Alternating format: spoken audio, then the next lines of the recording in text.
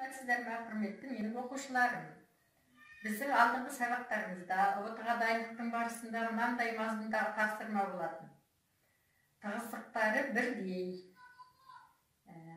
екі дене иінді таразыда теңестірілген.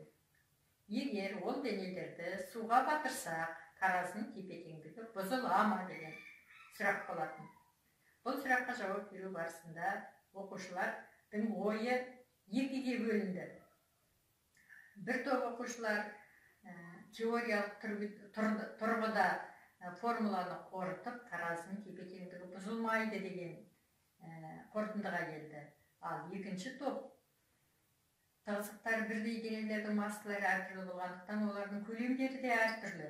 Сондықтан көлемі үлкен денеге суға батырған кезде көбірек архимед күші әсер еткендіктен таразының тепе-теңдігі бұзылады деп өз пікірлерін дәлелдеген болатын.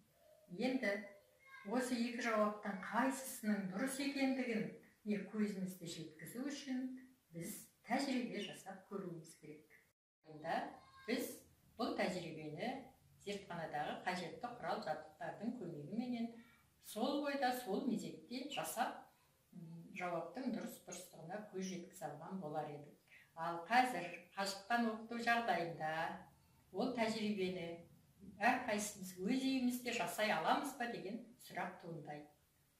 Бұл тәжірибені үй жағдайында жасаудың ешқандай қиындығы жоқ. Біздің қолымызда тәжірибенің жасаудың шартына сәйкес келетін құрал жабдықтарды таңдап ала алсақ жеткілікті. Ал ендеше сол тәжірибені үй жағдайында жасап көрейік. Міне көріп тұрсыздар балдар, иіндікте екі картоп теңестірілген тепе-теңдікте тұр. Біреуінің көлемі үлкен, екіншісінің көлемі кішкентай. Енді осы картоптарды суға батырсақ, не болар екен көрелік. Ыдыстағы суға батырамыз. Картоптар ыдыстың қабырғасына, түбіне тимеу керек.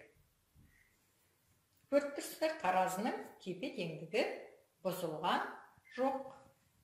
Демек, бұл тапсырманың дұрыс жауабы тығыздықтары бірдей денелерді сұйыққа батырған кезде олардың көлемдерінің қандай болғанына қарамастан таразының тепе-теңдігі бұзылмайды екен. Егер сіздердің қайсы біреулеріңізге тап осы сұрақ тап келетін болса, ертең ұбт-ның кезінде сіздер еш қиналмастан таразының тепе-теңдігі бұзылмайды деп жауап бере аласыздар. Сау, сәлематта болыңыздар.